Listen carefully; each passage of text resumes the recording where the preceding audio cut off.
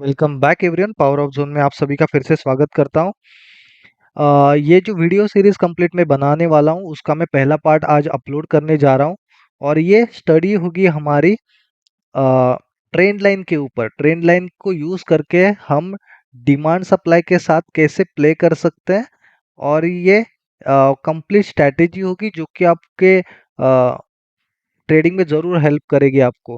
देखिए, मैं पहला पार्ट यहाँ पर यूट्यूब पे अपलोड करूँगा, बाकी जो सारे पार्ट्स होंगे वो पेड होंगे जो कि हम ऐप में अपलोड करने वाले हैं। वो कैसे होंगे, कहाँ कैसे डाउनलोड करने हैं, वो सारी इन्फॉर्मेशन आपको मैं दे दूँगा। देखना ये पहला पार्ट क्यों इम्पोर्टेंट है और इसमें क्या बताया जाएगा जो कि बहुत ज़्यादा इम्पोर्टेंट है। बहुत सारे लोग इस पॉइंट को अंडर एस्टिमेट करते हैं, तो ये वीडियो को ज़रूर कंप्लीट देखना।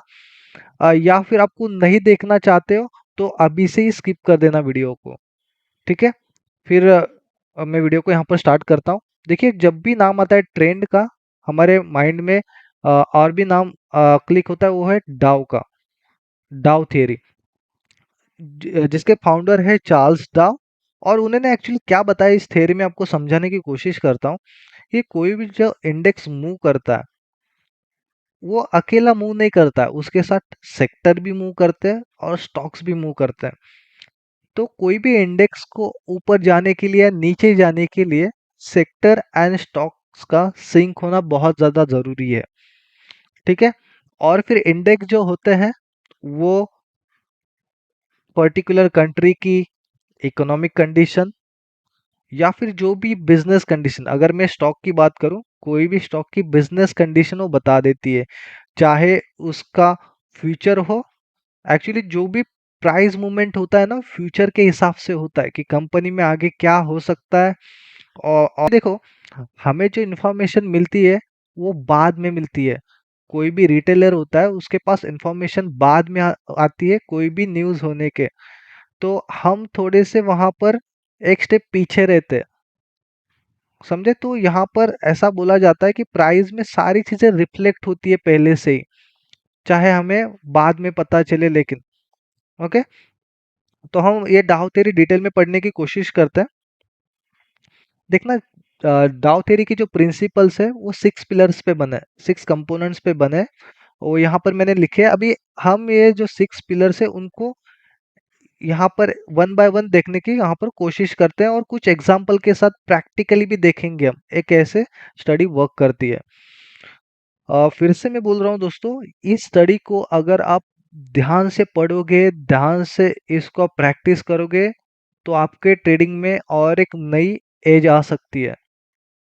ठीक है, हालांकि हम पूरा कंप्लीट मूव कैप्चर नहीं कर सकते किसी भी ट्रेंड का, लेकिन हम कोई भी ट्रेंड की जो रैली है वो मिस नहीं करेंगे। बड़ी रैली कुछ ना कुछ पार्ट वहां पर अचीव करेंगे। ठीक है, मैं आपको एग्जांपल के साथ अभी बताऊंगा।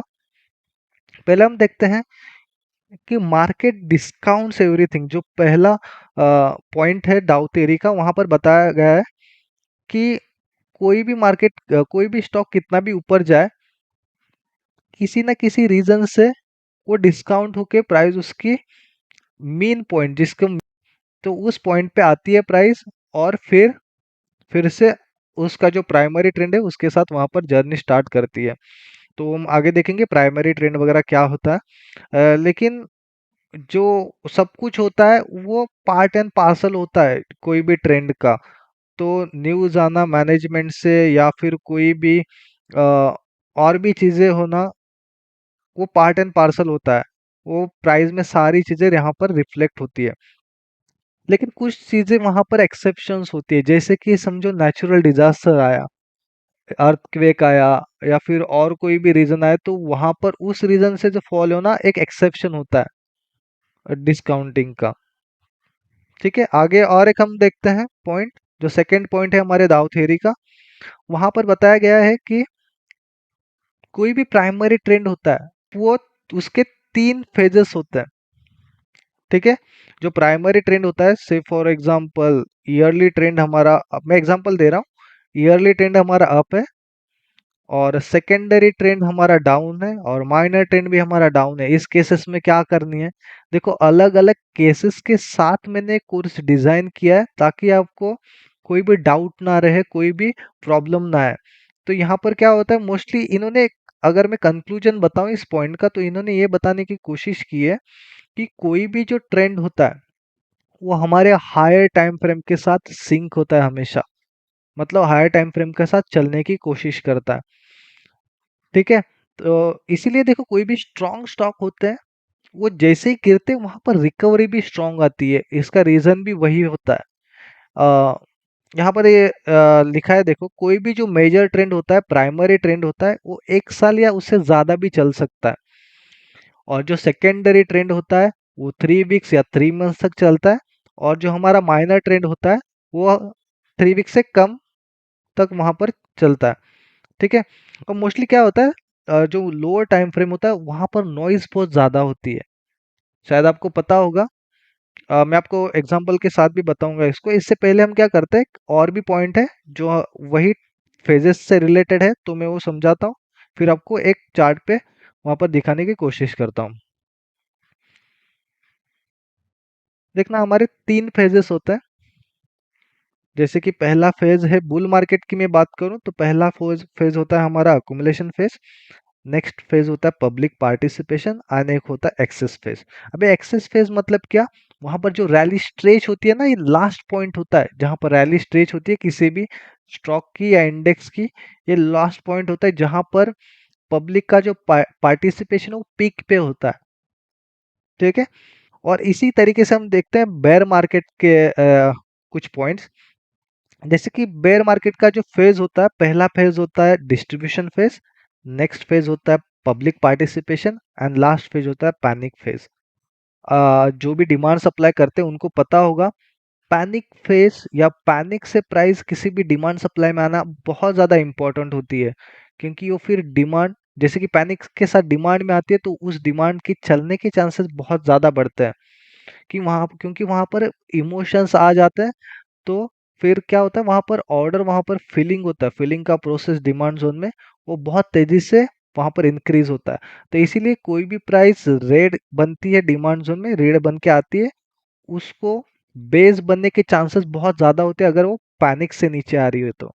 लेकिन उसके साथ हमें ट्रेंड भी चेक करना होता है, तो वो सारी चीजें हम आगे वाले पार्ट्स में हम देखेंगे। ठीक है, आपको मैं अभी एग्जांपल दिखाने की कोशिश करता हूँ। देखो, हम आ गए निफ्टी 500 के चार्ट पे। अगर आप यहाँ पर ध्यान से देख रहे हो तो मंथली ट्रेंड क्लियरली अप है निफ्टी 500 का, राइट। लेकिन अभी देखो, यहाँ पर मुझे क्लियरली दिख रहा है। अभी देखना, यहाँ पर ट्रेंड कैसे मार्क करनी है, ट्रेंड लाइन कैसे मार्क करनी है, कौन से पॉइंट से कहाँ तक, क्योंकि जो नॉर्मली बताया जाता है कुछ अलग बताया जाता है ट्रेंड लाइन को मार्किंग करने का तरीका। लेकिन मैं यहाँ पर कुछ, एक होता है एब्सोल्यूट तरीका, और एक होता है कि यहाँ पर कैसे भी ट्रेंड लाइन को मार्क करना है, ऐसा नहीं है। मैंने एब्सोल्यूट तरीका बताया ताकि आपको हेल्प करे ट्रेडिंग में। अभी देखना, प्राइमरी ट्रेंड अप है मेरे निफ्टी 500 का, लेकिन अगर आप ध्यान से देख रहे हो, मैं जाता हूँ मेरे सेकेंडरी टाइम फ्रेम पे। देखो, यहाँ पर ट्रेंड अभी तक अप नहीं हुआ है, शायद इस पर्टिकुलर पॉइंट को तोड़े तो यहाँ पर फिर से अप साइड शिफ्ट होगा। लेकिन अगर आप ध्यान से देख रहे हो तो क्या हो रहा है, मंथली का ट्रेंड अप है, वो क्या सिंक कर रहा है मेरे, अभी देख रहे हो, वीकली का ट्रेंड है, वो सिंक कर रहा है मेरे हायर टाइम फ्रेम के साथ, मतलब मंथली के साथ। समझे, यहाँ पर जो ट्रेंड डाउन था वहां पर अभी शिफ्ट होने की कोशिश कर रहा है। अभी मैं नीचे आता हूँ डेली पे। अभी डेली पे देखो ऑलरेडी शिफ्ट हो चुका है।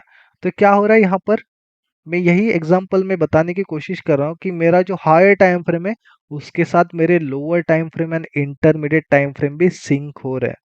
ये बहुत ज्यादा हेल्पफुल चीज है जो कि आपके ट्रेडिंग में और भी एक एज ला सकते हैं। चलिए फिर हम जाते हैं नेक्स्ट टॉपिक पे। जैसे कि मैंने बताया, जो 3 फेजेस होते हैं उनके बारे में। देखो, आपको एक एग्जांपल के साथ देखिए, ये सारे फेजेस होते हैं bull market and bear market के। ठीक है, अगला पॉइंट है हमारा, इंडाइसेस एक दूसरे के साथ सिंक होनी चाहिए। ठीक है, जैसे कि मैंने यहाँ पर देखो तीनों इंडाइसेस लिखे हैं, Nifty 50 versus sectors, Nifty 50 versus Nifty 500, Nifty 50 versus mid cap and small cap. ये सारे सेक्टर सिंक होने चाहिए, तो ही वहां पर एक मार्केट का ओवरऑल व्यू बनता है। समझे? अगर कोई भी सेक्टर जो अच्छा वेटेज वाले सेक्टर है वो हमारे निफ्टी 50 के साथ सिंक नहीं हो रहे ना, तो वहां पर वो पर्टिकुलर रैली और एक्सटेंड होना या फिर हमारे प्राइमरी ट्रेंड के साथ चलने का जो टाइम होता है ना, मतलब जो सेकेंडरी फेज होता है कोई भी ट्रेंड का, वहां पर रुक सकती है प्राइस, अगर सेक्टर हमारे सिंक नहीं हो रहे तो। ठीक है। और अगला पॉइंट है हमारा, volume must confirm the trade. इसका मतलब क्या है? समझो प्राइस ऊपर जा रही है तो वॉल्यूम भी बढ़ना चाहिए। प्राइस ऊपर जा रही है लेकिन वॉल्यूम नहीं बढ़ रहा है, इसका मतलब वो ट्रेंड में कुछ गड़बड़ है, वहां पर प्रॉब्लम हो सकती है। तो वॉल्यूम हमेशा ट्रेंड को कंफर्म करना चाहिए।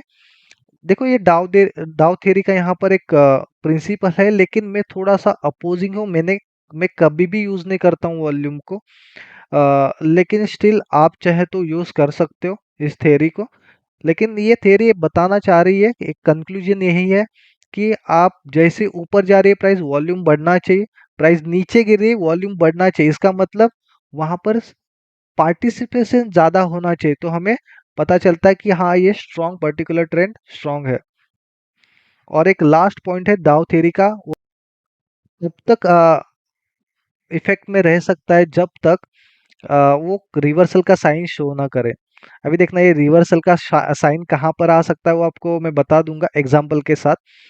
पहले हम समझते हैं कि जो लोअर टाइम फ्रेम का होता है ट्रेंड, वो हमेशा नॉइजी होता है और आपको हमेशा कंफ्यूज करेगा कि हम बाइंग के साइड जाए सेलिंग के साइड जाए। लेकिन उसके भी कुछ तरीके मैं आपको समझाने की कोशिश करूंगा आने वाले पार्ट्स में, हर एक स्टॉक का एग्जांपल लेके। बहुत सारे स्टॉक के मैं एग्जांपल देने वाला हूँ, ताकि आपका कोई भी डाउट पेंडिंग ना रहे। देखो आप प्राइमरी ट्रेंड के अगेंस्ट जाओगे तो वहां पर प्रॉब्लम क्रिएट हो सकती है, क्योंकि फिर एसएल होना वो सारी चीजें वहां पर आ जाती है। फिर आप बहुत सारे लोगों को क्वेश्चन आता है कि ट्रेंड एक्चुअली डिमांड जोन था यहाँ पर, फिर भी यहाँ से क्यों नहीं चली प्राइस। बहुत सारे रीजंस होते हैं इसके, तो मैं आपको बता भी दूंगा वहां पर क्यों नहीं चलते, कौन से डिमांड जोन और कौन से चलते हैं। ठीक है। अभी हम देखने की कोशिश करते हैं कि कैसे लोअर टाइम फ्रेम पे हमें पता चलता है कि किसी भी बुल रन या कोई भी प्राइमरी ट्रेंड में ब्रेक लगा है। ठीक है। मैं यहाँ पर एग्जांपल लेने वाला हूँ मंथली का। जैसे कि मंथली का ट्रेंड मेरा अप है, लेकिन उस पे कब ब्रेक लगेगा वो मेरे लोअर टाइम फ्रेम पे से कैसे पता चलेगा, वो आपको बताने की यहाँ पर कोशिश करता हूँ। चलिए हम चार्ट पे चलते हैं।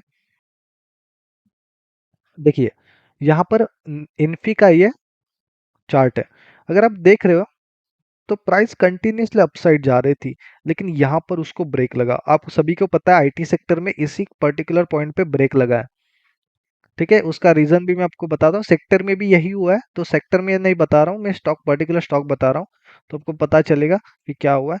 अगर मैं जाता हूँ माइनर ट्रेंड पे, देखो यहाँ पर इस पर्टिकुलर पॉइंट पे मुझे पता चला कि यहाँ पर ब्रेक लगा है। बहुत सारे स्टूडेंट्स हैं उनको भी पता लगा होगा कि ये कैसे पता चलेगा कि इस पर्टिकुलर पॉइंट पे ही ब्रेक लगेगा हमारे हायर टाइम फ्रेम पे। तो यहाँ पर ब्रेक लगा और यहाँ से ही डाउनसाइड जर्नी स्टार्ट हुई थी हमारे स्टॉक की। समझे? ये इसी तरीके से हमें पता चलेगा कि हाँ ये हमारे मंथली अप ट्रेंड को ब्रेक लगेगा यहाँ पर इस पर्टिकुलर पॉइंट पे।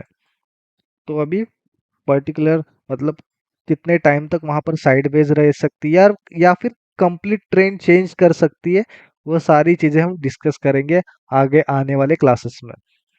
ये था हमारा पॉइंट, ट्रेंड कैसे रिवर्स होता है या फिर कैसे इंडिकेशंस मिलते हैं रिवर्सल के, उसका। और भी बहुत सारे एग्जांपल्स हैं, जैसे कि और सारे टॉपिक्स भी हैं, जैसे कि ट्रेंड कैसे आइडेंटिफाई करेंगे एब्सोल्यूट तरीके से। देखना यहाँ पर यूट्यूब पे जैसे बताया जाता है कि ट्रेंड लाइन मार्क करो कैसे भी, वैसा नहीं, एक एब्सोल्यूट तरीका है, मैं आपको बताऊंगा वो भी, ट्रेंड लाइन मार्क करने का और ट्रेंड आइडेंटिफाई करने का। फिर ट्रेंड लाइन ब्रेक कैसी होती है उसके भी रूल्स है। ट्रेंड लाइन के साथ डिमांड सप्लाई कैसे आइडेंटिफाई किए जाते हैं, एंड वैलिड डिमांड सप्लाई कैसे आइडेंटिफाई करते हैं वो भी हम देखने की कोशिश करेंगे। उसके साथ मल्टीपल टाइम फ्रेम के साथ हम ट्रेंड चेक करेंगे, वो भी अलग-अलग, जैसे पोजिशनल ट्रेड हो या फिर हमारे शॉर्ट टर्म ट्रेड्स हो, इंट्राडे ट्रेड्स हो, वो फाइंड करने की हम कोशिश करेंगे। और फिर अलग-अलग टाइप्स के ट्रेड हम देखने की कोशिश करेंगे कि जैसे कि मैं यहाँ पर एग्जांपल बताऊं कि मेरा लोअर टाइम फ्रेम डाउन है और बाकी सारे टाइम फ्रेम अप है, उस सिचुएशन में क्या करना है। सारे टाइम फ्रेम अप है तो उस सिचुएशन में क्या करना है, सारे हम सिचुएशन देखने की वहां पर कोशिश करेंगे। आई होप ये वीडियो आपको अच्छा लगा होगा तो जरूर मुझे कमेंट में बता देना। और ये सारी इंफॉर्मेशन, ये सारे जो पार्ट्स है आगे आने वाले, मैं जरूर एप्लीकेशन में अपलोड करने वाला हूँ।